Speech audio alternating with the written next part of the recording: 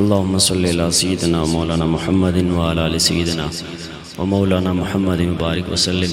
الصلاۃ والسلام علیک یا سیدی یا رسول اللہ وعلى آلک واصحابک یا سیدی یا حبیب اللہ. الصلاۃ والسلام علیک یا رحمۃ للعالمین وعلى آلک واصحابک یا شفیع المذنبین. سامعین محترم،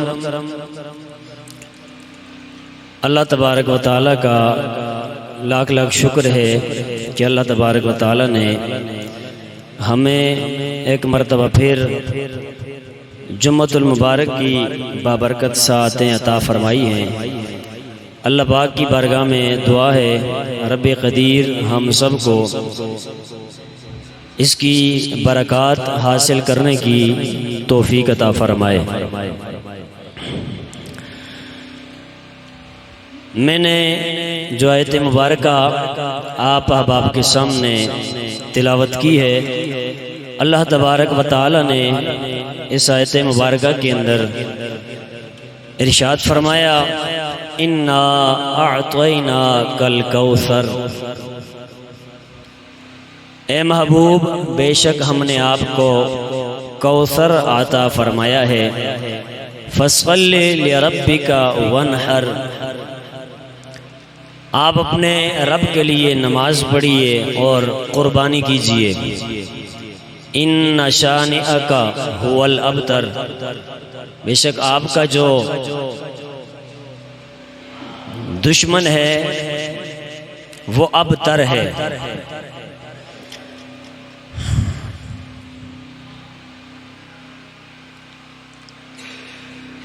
قربانیاں مختلف ادوار کے اندر مختلف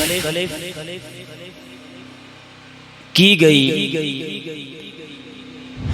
کہیں تو جان کی قربانی پیش کی گئی، کہیں مال کی یعنی رقم کی قربانی پیش کی گئی، اور کہیں جانوروں کی قربانی پیش کی گئی، اور اس کے علاوہ کہیں وقت کی قربانی پیش کی جاتی ہے. اللہ کے ہاں کس کی قربانی مقبول ہوتی ہے، منظور ہوتی ہے؟ اللہ تبارک و تعالی نے ارشاد فرمایا لن تنالوا البر حتى تنفقوا مما تحبون،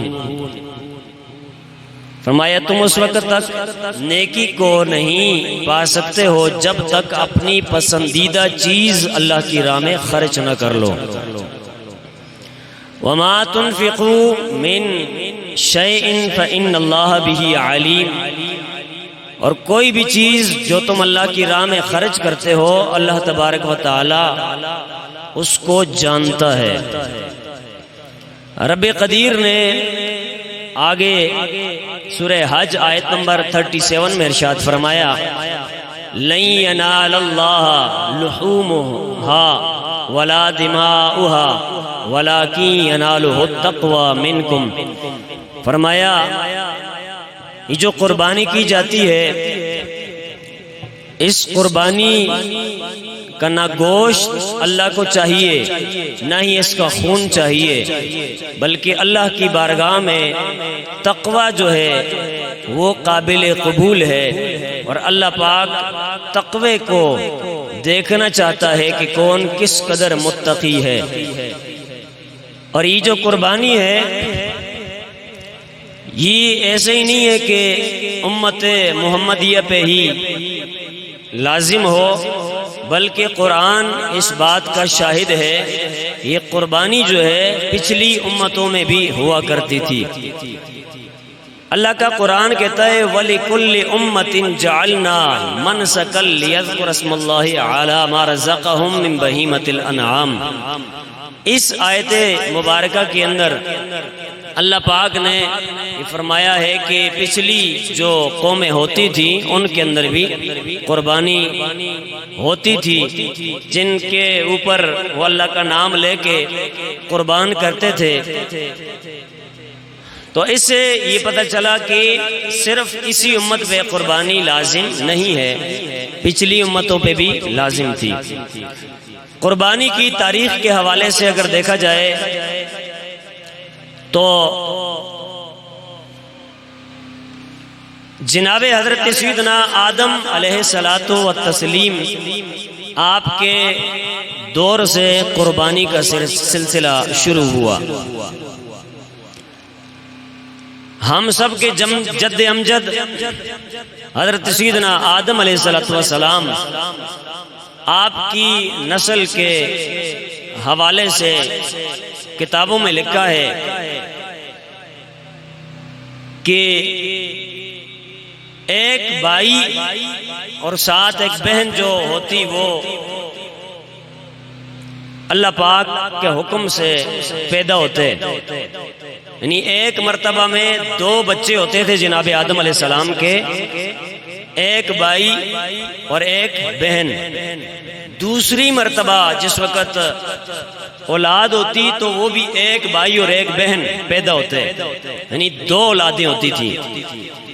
تو جو پہلے اولاد ہوتی تھی، پہلے یعنی جو لڑکا ہوتا تھا، اس کی شادی بعد والی لڑکی کے ساتھ کی جاتی تھی، اور پہلی جو لڑکی ہوتی تھی اس کا نکاح بعد والے لڑکے کے ساتھ کیا جاتا تھا۔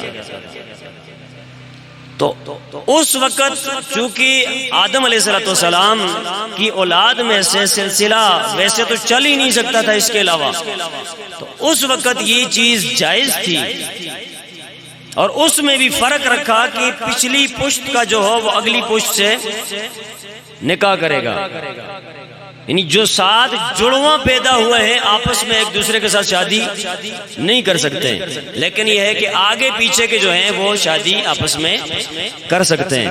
تو اس حوالے سے ایک کا نام تھا قابیل اور ایک کا نام تھا حابیل، یہ دونوں حضرت آدم علیہ السلام کے بیٹے تھے، اور ان میں جو قابیل تھا ان کے ساتھ جو جڑواں بہن پیدا ہوئی تھی وہ بڑی حسین و جمیل تھی۔ تو آدم علیہ السلام نے حکم فرمایا کہ قابیل نے جو دوسری پشت کی لڑکی ہے اس کے ساتھ نکاح کرنا ہے، یعنی لیودا نام آتا ہے کتابوں کے اندر، اس کے ساتھ قابیل نے نکاح کرنا ہے، اور حابیل نے اقلیمہ کے ساتھ نکاح کرنا ہے۔ لیکن قابیل نے کہا نہیں، یہ اللہ کا حکم تھوڑا ہی ہے، یہ آپ معاذ اللہ نہیں اپنے ذہن کے مطابق یہ بات فرما رہے ہیں۔ تو بہرصورت قابیل جو تھا اپنے ساتھ پیدا ہونے والی جو اس کی بہن تھی، خوبصورتی کی وجہ سے اس کے ساتھ شادی کرنا چاہتا تھا، تو اسی شادی کی وجہ سے اس نے اپنے والد گرامی حضرت آدم علیہ السلام کے حکم کو معاذ اللہ ٹھکرا دیا، نہ مانا۔ تو جس وقت یہ معاملہ ہوا تو اب اس بھائی کے دل میں یہ بات آئی کہ جناب میں اسی سے شادی کروں گا۔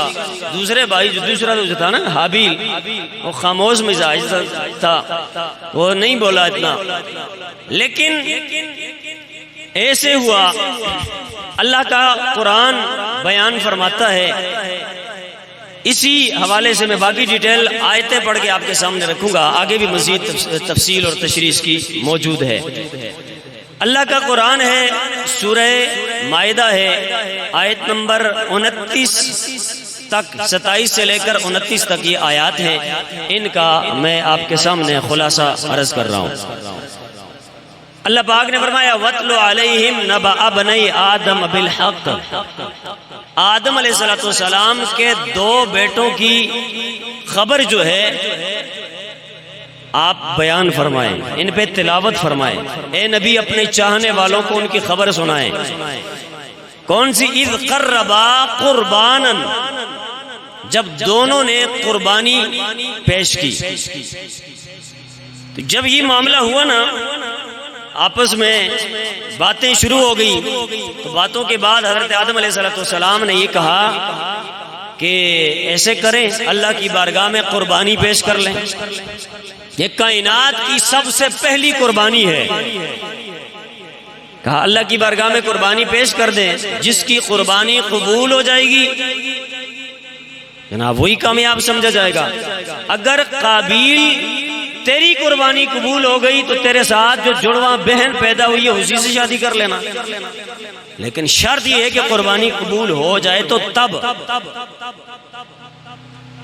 الغز ایسے ہوا، قابیل نے بھی قربانی کے طور پہ جو اس کا ردی سا مال تھا نا، بیکار سا ناکارہ سا، وہ اس نے جناب اللہ کی بارگاہ میں پیش کر دیا۔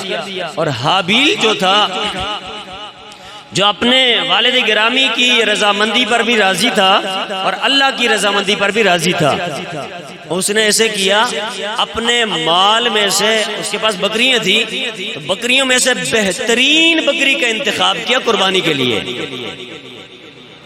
قابیل شاید یہ سمجھتا ہو کہ قربانی ویسے بھی میری قبول نہیں ہونی ہے، اس واسطے ردی مال دے دے، فالتو سا مال وہ قربانی کے لیے پیش کر دیا۔ الغرض اس وقت قربانی کی قبولیت جو ہوتی تھی وہ ایسے ہوتی تھی کہ جس کی قربانی قبول ہو جاتی، پہلی تو بات یہ کہ قربانی کو جناب ایک علیحدہ سائیڈ پہ پہاڑی پہ رکھ لیا جاتا تھا، اور جس کی قربانی قبول ہوتی اس کی قربانی کو آگ اچک لیتی، یعنی آگ کھا جاتی۔ لیکن جس کی قربانی قبول نہ ہوتی تو اس کی نشانی یہ تھی کہ وہ والی جو چیز ہوتی جو قربانی کے طور پہ پیش کی جاتی تھی وہ وہیں پہ پڑی رہتی، گل سڑ جاتی۔ تو آگ اگر اچک لیتی وہ اللہ کی بارگاہ میں قبولیت پا جاتی، لیکن اگر آگ نہ اچکتی تو پھر جناب سمجھا جاتا کہ وہ قربانی اللہ کی بارگاہ میں قبول نہیں ہوئی ہے۔ تو ایسے ہوا کہ ان دونوں نے، حابیل اور قابیل نے، جب قربانی پیش کی اللہ کی بارگاہ میں، لے کے چلے گئے جناب پہاڑی پہ رکھ لیا، آگ آئی، آگ نے قابیل کی قربانی کو رد کر دیا اور حابیل کی قربانی جو تھی اس کو اچک لیا۔ الغز ایسے ہوا، قابیل نے جب دیکھا کہ میرے بھائی حابیل کی قربانی اللہ کی بارگاہ میں قبول ہو گئی ہے اور میری قربانی رد ہو گئی ہے، تو جناب اس کے دل میں حسد پیدا ہوا، بغض پیدا ہوا، کینہ پیدا ہوا۔ یہاں ایک بات یہ بھی ذہن میں رکھیں کہ آج بھی اگر کوئی بندہ اپنا ردی مال، فالتو مال، فضول مال، گھٹیا قسم کا مال اللہ کی بارگاہ میں دیتا ہے نا، یہ کوئی آج کا طریقہ نہیں ہے، یہ بھی بہت پرانا طریقہ ہے کہ اللہ کی راہ میں فضول سی چیز اٹھا کے دے دے۔ وہ گل سمجھ آئی نہیں آئی؟ اللہ کی راہ میں اپنے سے جو اضافی چیزیں اگر وہ دے رہے ہیں، ردی سی دے رہے ہیں، فالتو سی دے رہے ہیں، تو پھر سوچ لیں کہ یہ والی سوچ جو ہے حضرت آدم علیہ السلام کے بیٹے قابیل کی سوچ تھی جو اس نے اس وقت پیش کی۔ لیکن اس کے مقابلے میں اگر کوئی بندہ اپنا اچھا مال اللہ کی راہ میں خرچ کرتا ہے، بہترین مال اللہ کی راہ میں خرچ کرتا ہے، یہ والی سوچ بھی آدم علیہ السلام کے دور سے چلی آئی ہے اور یہ قابیل کی سنت ہے۔ اس نے اپنا جو مال تھا، بکریاں تھی اس کے پاس، ان میں سے اچھی بکری کا انتخاب کر کے قربانی کے لیے پیش کر دیا۔ تو یہاں سے ایک سبق ہمیں ملا کہ ہم نے جب بھی اللہ کی بارگاہ میں کوئی چیز صرف کرنی ہو، ہم ایسے نہ ہو کہ جناب ردی سی چیز اللہ کی بارگاہ میں اٹھا کے دے دیں، ہاں یہ اصل کسی کم دی نہیں تھی، چلو جی جاؤ اللہ دے والے، اللہ دے نا۔ تو بہت ساری ایسی چیزیں ہیں کہ جس کے حوالے سے میں انشاءاللہ کسی دن ٹاپک رکھ کے اس نیت کا جو ہے نا فطور، اس کو دور کرنے کی کوشش کروں گا، پھر آپ کو سمجھ آ جائے گی ہم کرتے کیا ہیں اور حقیقی نیکی جو ہوتی ہے وہ کیا ہوتی ہے۔ تو جو ردی مال اللہ کی بارگاہ میں دے وہ قابیل کی سنت ادا کرتا ہے، اور جو اچھا مال، پسندیدہ مال، اپنا محبوب مال اللہ کی بارگاہ میں دے وہ حابیل کی سنت ادا کرتا ہے۔ اور جو اچھا مال اللہ کی بارگاہ میں دیتا ہے اسی کا مال اللہ کی بارگاہ میں قبول و منظور ہوتا ہے۔ تو یہ اضافی ایکسٹرا باتیں تھی لیکن اس سے ریلیٹڈ تھی اور فائدہ مند تھی، اصلاح طلب تھی، میں نے اسی لیے آپ کو بتا دی ہے۔ اللہ پاک کی بارگاہ میں دعا ہے اللہ تعالی ہمیں اچھا مال، اپنا بہترین مال، محبوب مال اپنی بارگاہ میں خرچ کرنے کی توفیق عطا فرمائے۔ اور میں نے قرآن پاک کی آیت پڑھی، اللہ پاک بھی فرماتا ہے لن تنالوا البر حتی تنفقوا مما تحبون، فرمایا میری بارگاہ میں وہی والا مال سب سے زیادہ محبوب ہے، پسند ہے، جو تمہیں بھی پسند ہے اور اس کو میری بارگاہ میں خرچ کرتے ہو۔ تم نیکی اس وقت تک پا ہی نہیں سکتے ہو جب تک اپنا محبوب مال، پسندیدہ مال میری راہ میں خرچ نہ کرو۔ تو سامعین محترم، ہم سب کو چاہیے کہ ہم سب اپنی اصلاح کریں۔ تو قرآن کریم فرقان حمید کے اندر اس واقعے کو بیان کیا گیا ہے۔ اللہ پاک نے فرمایا فَتُقُبِّلَ مِنْ أَحَدِهِمَا، ان دونوں میں سے ایک کی قربانی کو قبول کر دیا گیا۔ اونچی آواز کہتے ہیں سبحان اللہ، اللہ اکبر۔ رب قدیر نے اسی واقعے کو بیان فرماتے ہوئے ارشاد فرمایا فَتُقُبِّلَ مِنْ أَحَدِهِمَا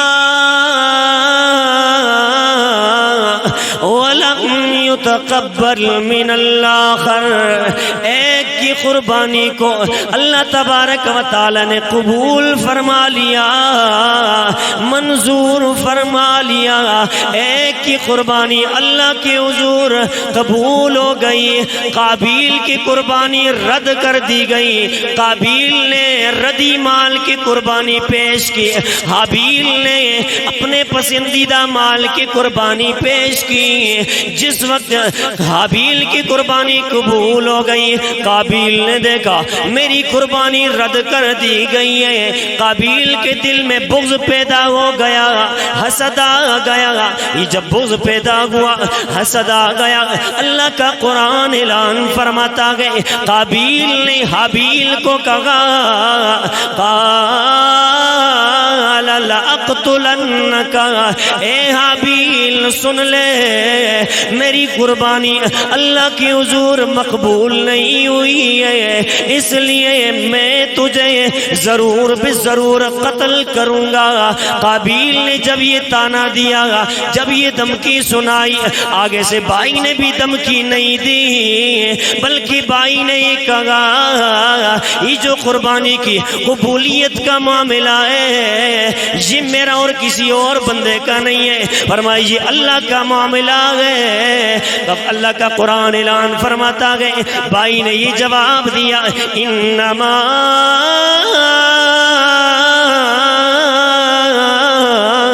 يتقبل الله من المتقين،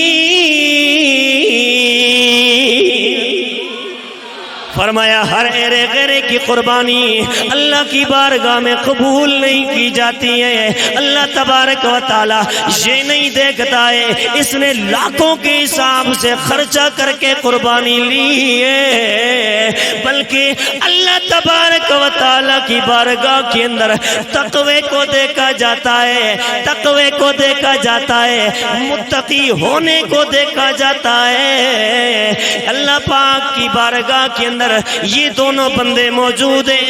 چھوٹے بھائی نے بڑے بھائی سے کہا میری قربانی جو قبول ہوئی ہے وہ تقوی کی بنیاد پہ قبول ہوئی ہے، لیکن اے میرے بھائی تو مجھے یہ جو دھمکی دے رہا ہے میں تجھے قتل کر دوں گا، تو سن لے لئن بسطت الی یدک، اگر تو میرے طرف قتل کرنے کے لیے ہاتھ بڑھائے گا، قتل کرنے کے لیے ہاتھ بڑھائے گا تو سن لے ما انا بباسطی یدی الیک لیقتلک، اے میرے بھائی تو مجھے قتل کرنا چاہتا گئے، اگر تو میری طرف ہاتھ بڑھائے گا قتل کرنے کے لیے، لیکن میں بھی تیرا بھائی ہوں، میں تیرے لیے تیرے حضور قتل کرنے کے لیے ہاتھ کبھی بھی نہیں بڑھاؤں گا۔ ارے جو مومن ہوتے گئے، جو متقی ہوتے گئے، وہ یہ دیکھتے ہیں آخرت کی بہتری کس میں گئے، آخرت کی بھلائی کس میں گئے، آخرت کی خیر کس میں گئے۔ لیکن جو نافرمان قسم کے ہوتے گئے، ظالم و جابر ہوتے گئے، جن کو دنیا کی ہوس لے ڈوبتی ہے، وہ یہ نہیں دیکھتے گئے سامنے میرا بھائی ہے، میں اس کو قتل کیوں کروں، سامنے میرے باپ کا بیٹا موجود ہے، اس پہ میں کیوں ظلم کروں۔ ارے جب ظلم حسد دل کے اندر آ جاتا ہے، یہ حسد اپنا پرایا سب کچھ بلا دیتا ہے۔ وہاں بھی جو بندہ حسد میں مبتلا ہوا، قابیل گمراہ ہو گیا۔ اونچی آواز سے کہتے سبحان اللہ۔ قابیل حسد میں مبتلا ہو گیا، بھائی کو دھمکی دے رہا ہے، لیکن قابیل نے کہا تو مجھے بے شک دھمکی دیتا رہے تو دیتا رہے، لیکن میں نے کبھی بھی اپنا ہاتھ قتل کی نیت سے تیری طرف نہیں بڑھانا گئے۔ اس نے کہا انی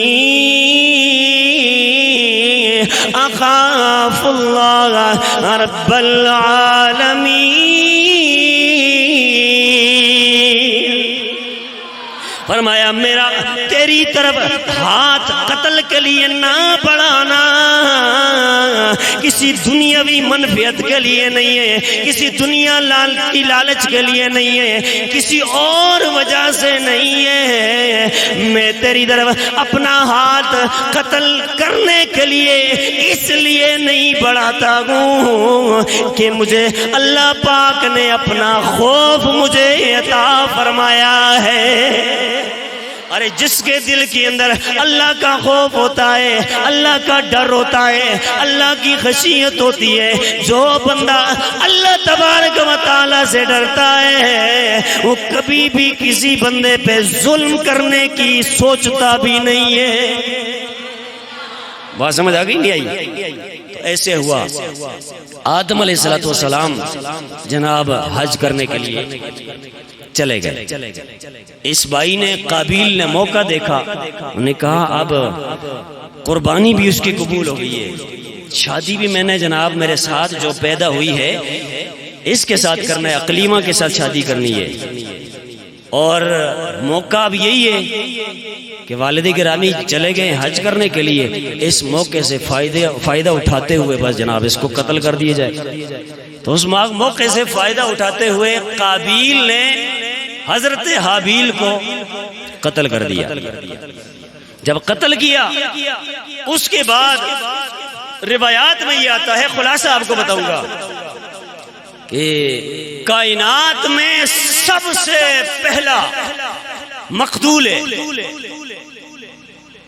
کائنات میں سب سے پہلا وہ انسان ہے کہ جس کی باڈی سے، جس کے جسم سے، جس کے وجود سے روح نکل گئی ہے۔ اب دفن کریں تو کیسے کریں؟ اب کفن دیا جائے تو کیسے دیا جائے؟ کیا کیا جائے اس کے ساتھ؟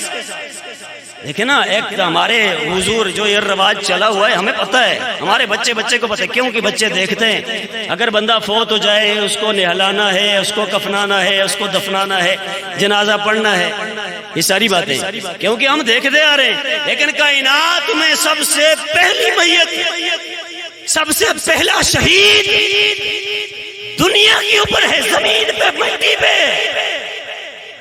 بھائی نے مار تو دیا ظلمن، لیکن اب دفن کرنے کا طریقہ نہیں آتا، پتہ ہی کوئی نہیں ہے کیا کرنا ہے۔ ظالم نے ایسے کیا، روایات میں آتا ہے اپنے بھائی کی میت کو کندھے پہ اٹھایا اور اٹھا کے بہت سارا عرصہ لکھا ہے کہ کافی عرصے تک یہ جو قابیل تھا اپنے بھائی کی لاش کو اٹھا کے گھومتا پھرتا رہا دنیا پہ۔ دفن کرنے کو تو پتہ نہیں تھا نا۔ الغز ایسے ہوا، وہ قرآن پاک کے اندر ہی باقاعدہ طور پہ وہ موجود ہے کہ کوا اللہ پاک نے بھیجا اور جناب اس کوے نے دوسرے کوے کو مارا اس کے سامنے، اور جب ایک نے مارا دوسرے کو، جس کو مار دیا گیا تو کوے نے زمین کریدنی شروع کر دی، پاؤں کے ساتھ کریدی اور بیچ میں کوے کو رکھ لیا، اوپر سے مٹی ڈال لی۔ او اچھا یہ طریقہ ہے۔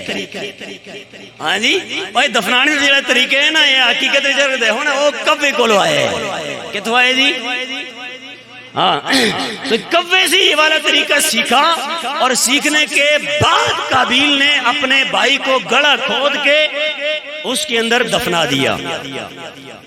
تو اس کا ایک مطلب جو میں بیان کرتا ہوں وہ یہ ہے کہ دیکھیں جس وقت بندہ ظلم پہ اتر آتا ہے نا ظلم کرنے لگ جاتا ہے نا وہ اس قدر گیا گزرا ہوتا ہے کہ کوا بھی اس سے کئی گنا جناب اعلیٰ ظرفی والا معاملہ کر رہا ہوتا ہے. مطلب یہ ہے کائنات میں انسان اشرف المخلوقات ہے لیکن یہ اس وقت تک ہے جب تک اللہ اور اللہ کے نبی کا فرما بردار رہے. لیکن جب یہ ظالم ہو جائے جب یہ جابر ہو جائے تو پھر اس صورت میں یہ اللہ کی جو گھٹیا قسم کی مخلوق ہے اس سے بھی جناب گیا گزرا ہوتا ہے. تو اللہ پاک نے اس وقت گویا سمجھا دیا میں نے تجھے اشرف المخلوقات بنایا تھا. آدم علیہ السلام کی شریعت بھی چلتے ہوئے اس کے حکم کو مان لیتا میری حکم عدولی نہ کرتا تو پھر تو اشرف المخلوقات تھا. لیکن جب تو نے ظلم کیا بربریت کر دی اور وہ بھی ایک عورت کے لیے لڑکی کے لیے تو پھر جناب اپنا مقام خود سمجھ لے کہ کوا ہو کے جو سوچ تجھے نہیں آئی اس کے ذہن کے اندر آ گئی تجھے بتا رہا ہے کہ جناب ایسے دفنانا ہے گویا سوچ فکر کے اعتبار سے کفے سے بھی کیا گزرا ہے. تو ایک گل اور بھی پتہ چلی کہ یہ عورتاں جو معاملات ہونے نا ان دے معاملات بھی جس وقت اکثر قتل کیتا جاندے نا تے یہ بھی جناب کوئی نواں کم نہیں یہ بھی بڑا پرانا کم ہے. ہوتا ہے کہ نہیں ہوتا ہے بتائیں ذرا ساری جزیات پہ تھوڑا تھوڑا دھیان دے ذرا. عورتوں کے معاملے میں جب بھی آپ دیکھتے ہیں معاملات جو ایسے ہو جاتے ہیں کہ قتل تک نوبت آ جاتی ہے تو یہ جو معاملہ ہے یہ آج کا شروع شدہ نہیں ہے بلکہ یہ والا معاملہ بھی حضرت آدم علیہ السلام کے بیٹے قابیل نے شروع کیا ہے. اس نے یہ کہا ہے مجھے یہ والی پسند ہے مجھے یہ پسند ہے میں اسی سے نکاح کروں گا. میں ویسے میں اس موضوع پہ جب ٹائم آیا تو میں بتاؤں گا کہ کیسے کیسے کرنا چاہیے. میرا موضوع خیر یہ نہیں ہے لیکن یہاں اجمال میں ایک بات بتا رہا ہوں کہ دیکھیں حضرت آدم علیہ السلام نے اپنے بیٹے کو کہا کہ کیسے کرنا ہے اگلے پشت کی جو بیٹی ہے نا اس سے نکاح کرنا ہے. لیکن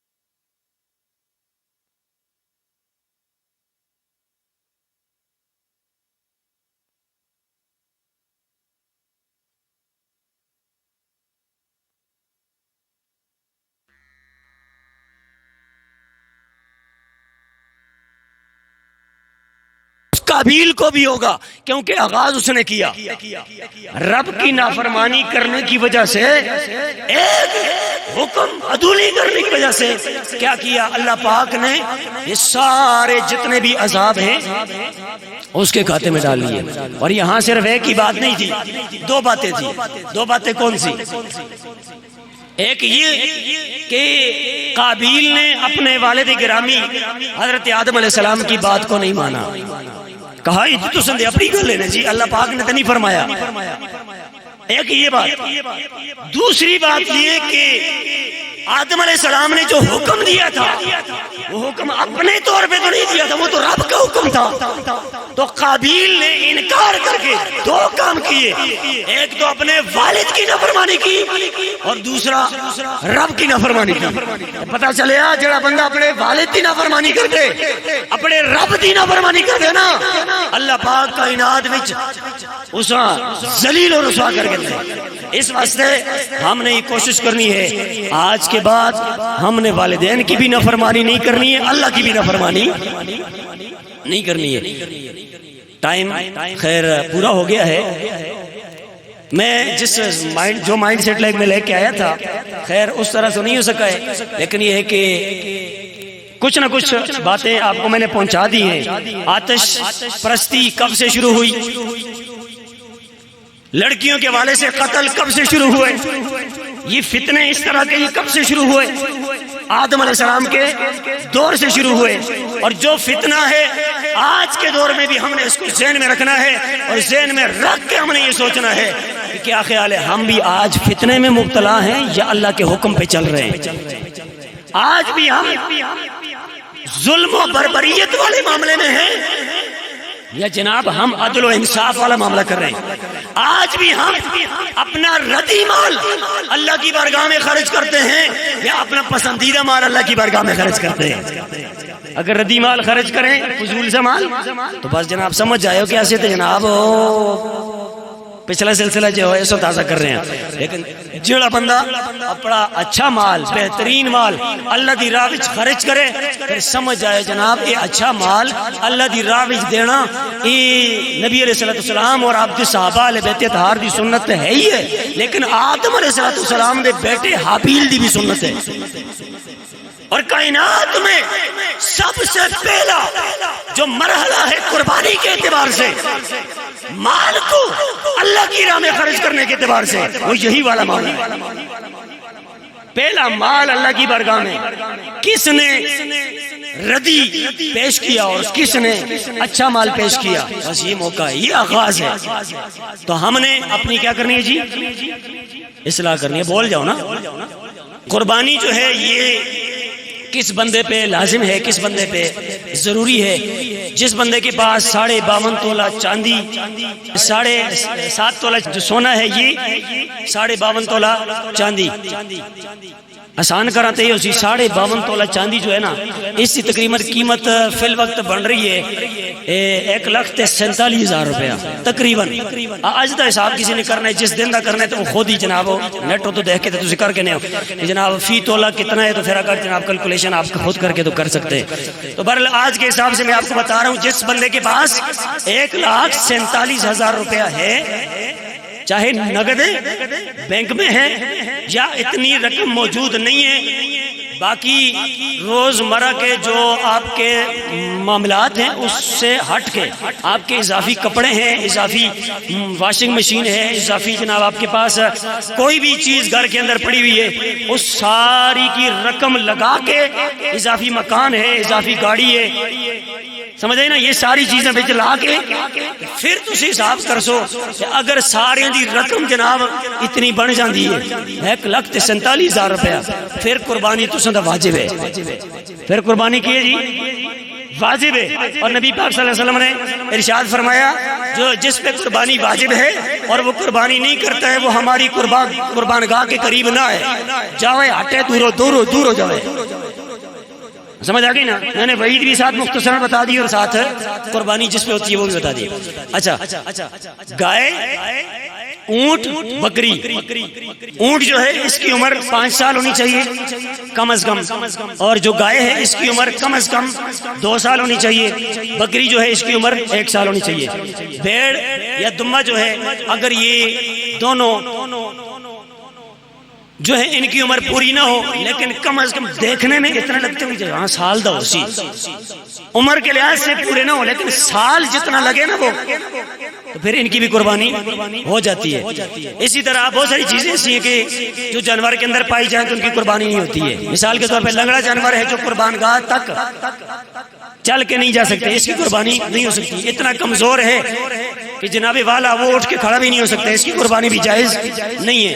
بیمار جانور ہے جو اپنا چارہ بھی نہیں کھا سکتا ہے تو اس کی قربانی بھی جائز نہیں ہے. اندھا یا کانا جانور ہے جس کا عیب ظاہر ہے، اس کی قربانی بھی جائز نہیں ہے.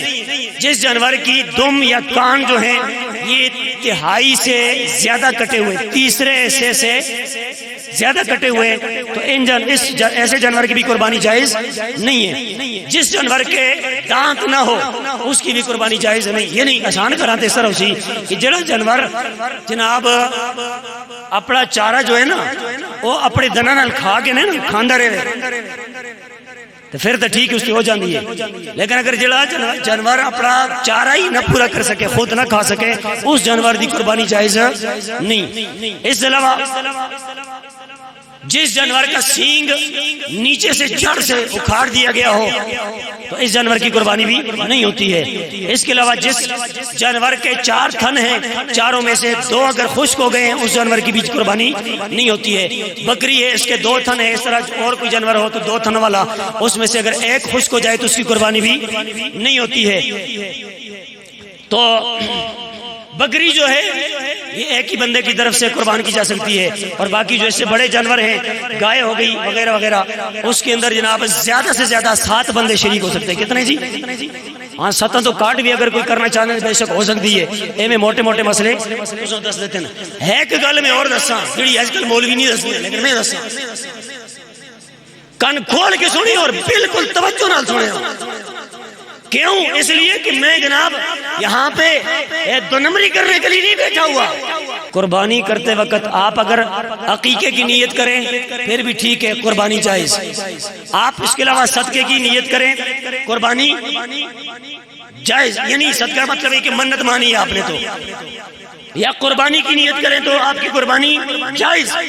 آپ اگر گوشت کی نیت کریں گے آپ کی قربانی بالکل بھی نہیں ہوگی، اور اگر آپ حصے والے جانور میں شامل ہیں پھر بھی آپ کی گوشت کی نیت ہے تو سب کی قربانی ضائع ہو جائے گی، کسی کو قربانی کرنے کا ثواب نہیں ملے گا. اگلی گل جڑی میں دس رہے حسن توجہ اس تو کرنی ہے، وہ اے اگر 4 بندے 5 بندے 7 بندے ایک قربانی میں شریک ہیں اور ایک بھی بد عقیدہ بندہ ہے، ایک بھی بد عقیدہ بندہ ہے، بد مذہب بندہ ہے، وہ آپ کے ساتھ شامل ہے تو میں آپ کو شرعی مسئلہ بتا رہا ہوں، میرا ذاتی مسئلہ نہیں ہے. ایک بھی اگر بد مذہب بندہ آپ کے ساتھ قربانی میں شامل ہوگا، شریک ہوگا، اس شراکت والی قربانی کے اندر جب وہ شریک ہوگا تو کسی ایک کی بھی قربانی نہیں ہوگی. اس واسطے یہ ضرور دہیا کرو کہ کوئی بد مذہب تے اثر نہیں، اگر نہیں تو پھر سمجھو جی کہ قبول ہے، منظور ہے اللہ تعالی دی بارگاہ میں. لیکن اگر کوئی بھی بد مذہب ہے تو پھر قربانی قبول نہیں. اگلی چیز جس وقت قربانی آپ کریں تو قربانی کے مستحب طریقہ یہ ہے 3 حصے کرنے چاہیے. ایک فقراء کے لیے، دوسرا رشتہ داروں کے لیے، اور تیسرا گھر والوں کے لیے. یہ مستحب ہے. باقی مسئلے جس نے پوچھنے ہوئے تو پوچھ سکتے ہیں. اس کے علاوہ قربانی جو ہوتی ہے اس کے اندر کئی چیزیں ایسی ہیں کہ جن کو کھانا منع ہے. مثال کے طور پہ خون یہ منع ہے، نہیں کھا سکتے، اس کو استعمال نہیں کر سکتے. پتا ہو گیا، مسانہ ہو گیا، نر و مادہ کی جو علامات ہیں وہ نہیں کھا سکتے. کپورے وغیرہ یہ بھی نہیں کھا سکتے، یہ حرام ہے. کیا ہے؟ ہاں جی حرام. ماغز نہیں کھا سکتے، گردن کے پٹھے جو ہے یہ نہیں کھا سکتے، اور اس طرح آنتے نہیں کھا سکتے. اچھا جی ایک اور مسئلہ جڑا اعلیٰ حضرت کے نزدیک تے بالکل حرام ہے، سمجھ آئی نا؟ اوکے او جڑی نہیں کھا سکتے ہو سنیں پہلے اے نہیں کھا سکتے ہو. اس پہ دیکھنا ہے تو اعلیٰ حضرت کا فتاوی رضوی شریف جلد نمبر 20 دیکھ لیں آپ کو سمجھ آ جائے گی. تو بہر صورت یہ وہ چیزیں ہیں جن کو ہم نے استعمال نہیں کرنا ہے. آخری دو باتیں. پہلی بات یہ کہ آج ذی الحج کی 7 تاریخ ہے, کل 8, پرسوں 9 تاریخ کی فجر کی جو نماز ہوگی اس سے تکبیرات تشریق کا آغاز کرنا ہے. اللہ اکبر اللہ اکبر لا الہ الا اللہ واللہ اکبر اللہ اکبر وللہ الحمد. ایک مرتبہ یہ تکبیرات نماز فرض نماز کے بعد اونچی آواز سے جماعت کے ساتھ پڑھنے والے بندے کے لیے بھی اور منفرد کے لیے بھی واجب ہے. مردوں پہ بھی واجب ہے, عورتوں پہ بھی واجب ہے. گھروں میں عورتیں بھی جب یہ فرض پڑھ لیں, کوئی بھی نماز ہے فرض پڑھ لیں, فرض پڑھنے کے بعد یہ تکبیرات اونچی آواز سے کہنی ہے. ہاں عورتیں اتنی اونچی آواز سے نہ کریں, باہر محلے والے سن لیں. سمجھ آئی نا؟ یہ ہم سب نے کب سے کہنی ہے؟ کل نہیں تو پرسوں 9 ذی الحجہ کی فجر سے شروع کر کے 13ویں کی عصر تک ہم نے یہ تکبیرات تشریق پڑھنی ہے.